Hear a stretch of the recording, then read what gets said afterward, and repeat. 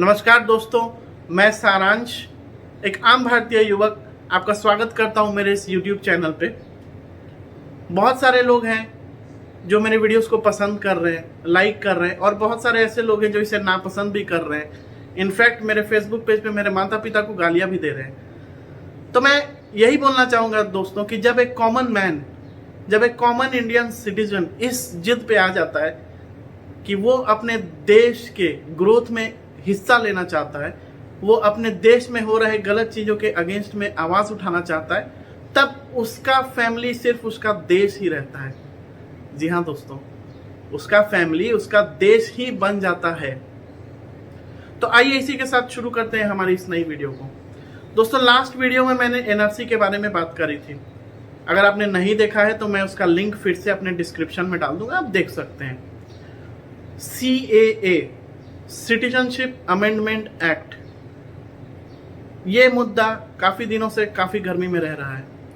हर जगह दंगे हो रहे हैं, हर जगह प्रोटेस्ट्स हो रहे हैं, और ऐसा जान पड़ रहा है जैसे ये किसी एक खास रिलीजन को टारगेट किया जा रहा है, जबकि ये बिल्कुल गलत है। CAA क्या है? CAA 1955 में बनी सिटीजनशिप एक्ट का अमेंडेड वर्जन है, संशोधित वर्जन है।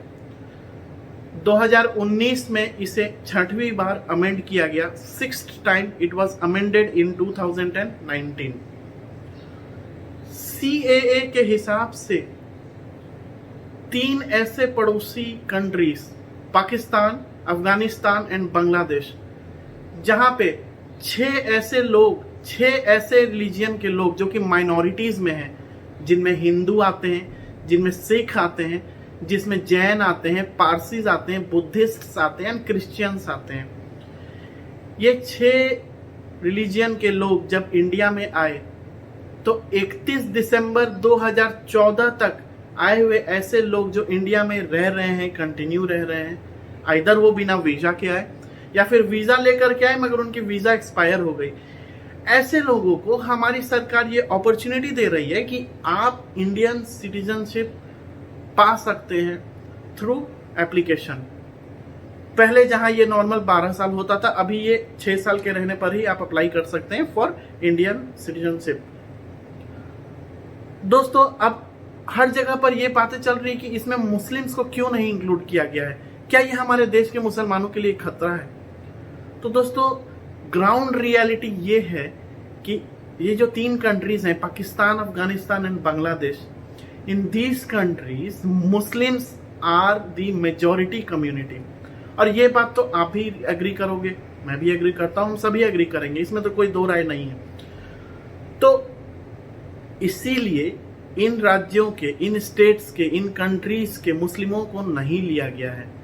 अदरवाइज आप इस तरह से सोचिए कि अगर मुस्लिम्स हमारे देश में आना चाहते हैं तो वो नॉर्मल तरीके से आते हैं, जैसे पहले भी आ रहे हैं। अगर CAA नहीं हुआ होता अमेंडेड 2019 में, तो इससे पहले भी तो आप आ रहे थे ना, तो आप उसी तरह से आइए, कोई दिक्कत नहीं। हम तो दिल खोल के आपका स्वागत कर ही रहे हैं। कहाँ हमने कभी आपको कहा है कि नहीं, आपका ये धरती नहीं है, आपका ये देश नहीं, आपका ये मुल्क नहीं है? नहीं कहा है। आप खुद से पूछो, अपने दिल से पूछिए कि what is the difference between the living atmosphere in Pakistan, in Afghanistan, in Bangladesh and what is the living atmosphere in India। क्या आपको अगर ये ऑप्शन दिया जाए कि आप एक बार कुछ दिनों के लिए पाकिस्तान जाइए, अफगानिस्तान जाइए, बांग्लादेश जाइए, क्या आप जाना चाहेंगे? नहीं जाना चाहेंगे, और ये सच्चाई है।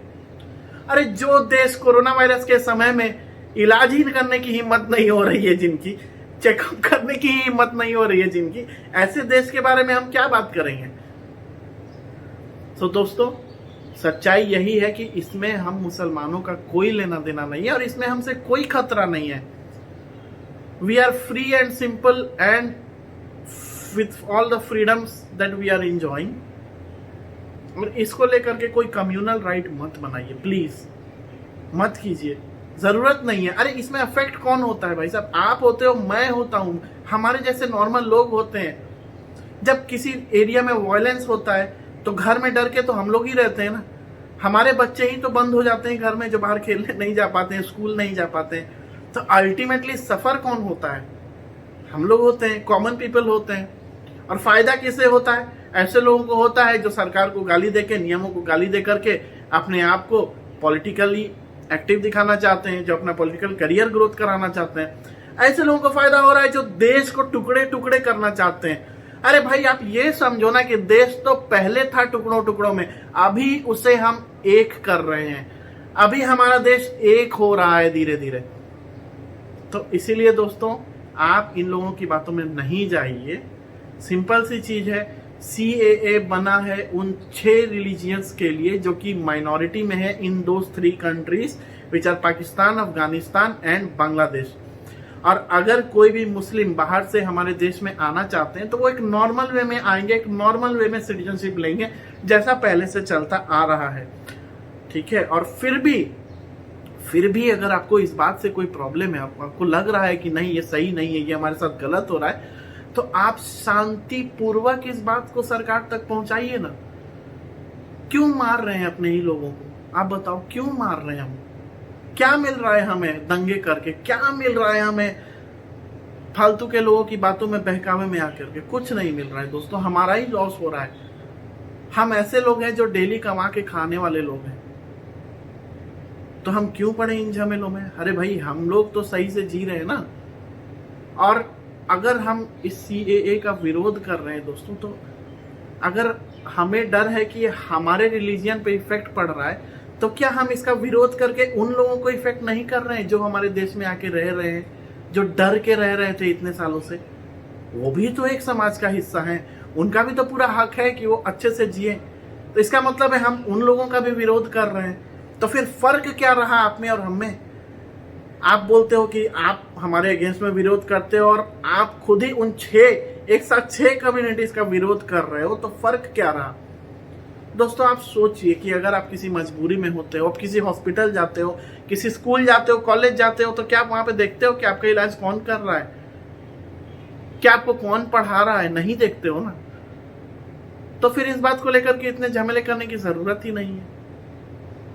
सो भरोसा रखिए, ये CAA कुछ भी गलत चीज नहीं है। ये उन लोगों के लिए बनाया गया है जो बहुत दिनों से बहुत मुश्किल में थे। ये उन लोगों की मदद करने के लिए बनाया गया है कि उन्हें भी सरकार ये हक दे रही है कि आप आराम से अच्छे से सर उठा के जीना सीखिए। दूसरे मुल्कों में जैसे गए हुए लोग डर के जीते हैं, वैसे मत जिंदगी जीजिए आप। यही है मेन एम CAA का। और आशा करता हूं दोस्तों कि आप इसको सपोर्ट करेंगे और आप इसे उन तक पहुंचाएंगे जिन्हें लग रहा है कि ये CAA गलत है। इन वीडियो को आप देखें, एक बार समझें, एक बार सोचें कि अच्छा ये सही है या गलत, उसके बाद आप प्रोटेस्ट करिए कि समर्थन कीजिए, जो भी करना है आपका डिसीजन है। बट एटलीस्ट सच्चाई को जान लीजिए, तब बातें करिए। तो इसी के साथ मैं इस वीडियो को एंड करता हूं दोस्तों। अगर अच्छी लगी हो तो इसे लाइक, शेयर एंड सब्सक्राइब करें, कमेंट करें, अपने फीडबैक्स दें। अगर मेरे वीडियोस में कुछ कमी रह रही है तो मुझे बताएं। अगर वो लगेगा मुझे कि इसे इंक्लूड करना चाहिए तो we will definitely do it. इसी के साथ इजाजत चाहता हूं दोस्तों। जय हिंद, नमस्कार।